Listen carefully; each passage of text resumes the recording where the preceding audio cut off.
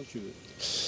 Bonjour, donc je m'appelle Rémi Lambert, je suis le président de l'association Bagpipers of the World United, qui est une association internationale de joueurs de cornemuse et de percussion écossaise.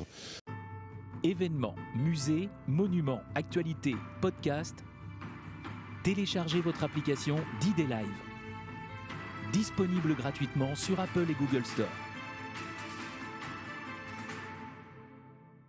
Dans l'association, aujourd'hui, on a presque 400 membres qui se répartissent sous 14 nations. L'association est née il y a 10 ans, donc aujourd'hui c'est le 10e anniversaire de l'association. C'est une grande famille justement de pipers, de drummers, mais aussi de non-musiciens qui prennent beaucoup de plaisir à accompagner ces ensembles.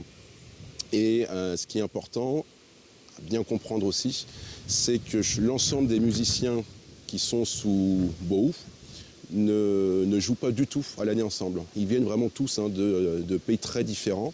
Et lorsqu'ils se retrouvent en Normandie, ils vont passer 3 jours, 4 jours ou une semaine à jouer en mass band. Et là, il y a tout un entraînement à faire au niveau justement des réglages, des partitions, etc. Donc c'est toujours une très grande aventure humaine.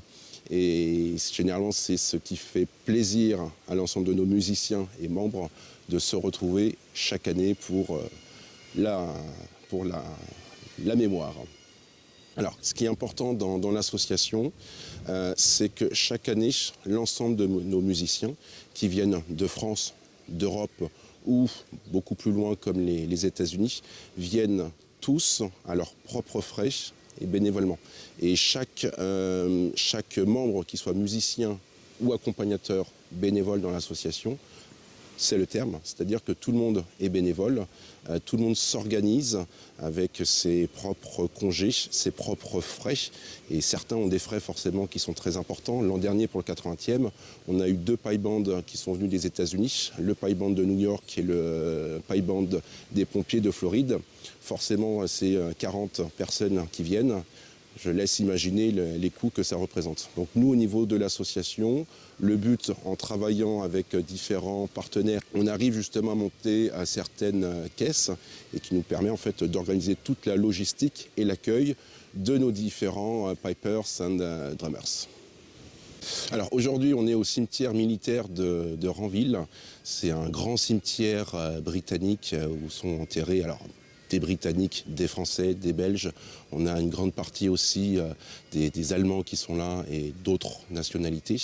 Parce que lorsqu'on parle de transmission de mémoire, on n'est jamais aussi près justement de cette transmission entre vétérans et scolaires.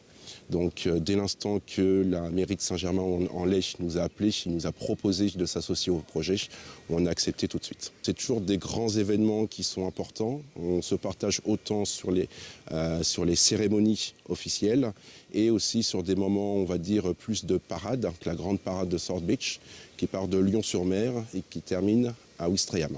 Et donc là, sur cette parade, on va avoir à la fois nos pipers et notre staff, mais on va aussi s'associer avec d'autres associations comme le festival Swing D-Day sur Lyon-sur-Mer, qui vont mettre à disposition 20 véhicules d'époque et qui vont parader avec nous dans l'ensemble de ces 4 villes qui s'associent pleinement sur ce projet.